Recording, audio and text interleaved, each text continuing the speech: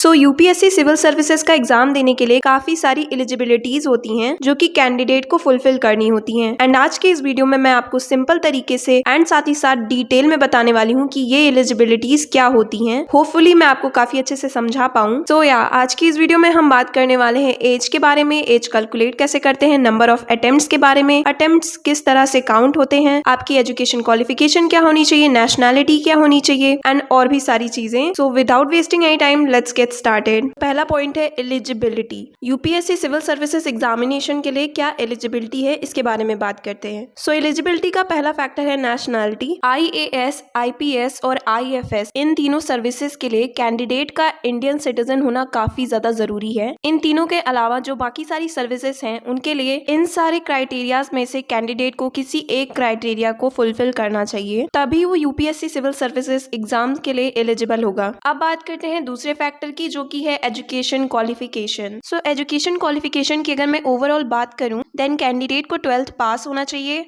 और मिनिमम उसके पास कोई अंडर ग्रेजुएट की डिग्री होनी चाहिए यानी यूजी की डिग्री होनी चाहिए। इसके अलावा विकिपीडिया पे डिटेल में दिया गया है कि कैंडिडेट को इन सारे क्राइटेरियाज में से मिनिमम किसी एक क्राइटेरिया को फुलफिल करना ही चाहिए। तो आप अपने अकॉर्डिंग इन क्राइटेरियाज को डिटेल में पढ़ लेना। सो यूपीएससी सिविल सर्विसेज एग्जाम्स के लिए डिफरेंट कास्ट के लिए डिफरेंट क्राइटेरियाज दी गई हैं। जैसे कि अगर सबसे पहले हम एज की बात करें तो कैंडिडेट की मिनिमम एज 21 ईयर्स होनी चाहिए एंड जो मैक्सिमम एज होनी चाहिए कैंडिडेट की इस एग्जाम को अटेंड करने के लिए वो डिफरेंट कैटेगरी के लिए डिफरेंट है। जैसे कि जनरल कैटेगरी के लिए मैक्सिमम एज दी गई है 32 ईयर्स, वहीं ओबीसी कैटेगरी के लिए मैक्सिमम एज दी गई है 35 years and SC and ST category के लिए मैक्सिमम एज है 37 ईयर्स। ऑल्सो पीडब्ल्यूडी कैंडिडेट्स के लिए मैक्सिमम एज है 37 ईयर्स। एंड गाइस एक बहुत ही इंपॉर्टेंट पॉइंट कि यूपीएससी के लिए अगर आपको अपनी एज कैलकुलेट करनी है तो वो आपको कैलकुलेट करना होगा आप जिस भी ईयर में एग्जाम दे रहे हो उस ईयर के 1 अगस्त के बेसिस पर। सो अगर आप थोड़ा बहुत कंफ्यूज हो एंड अगर आप अपने एज को कैलकुलेट करना चाहते हो देन गाइज इससे पहले मैंने एक वीडियो बनाई थी जिसमें मैंने आपको काफी इजी तरीके से एज कैलकुलेट करना बताया था। सो उस वीडियो का लिंक मैं नीचे डिस्क्रिप्शन बॉक्स में दे दूंगी। सो जाके वो वीडियो जरूर देख लेना अगर आपको भी अपनी एज कैलकुलेट करने में दिक्कत आ रही हो तो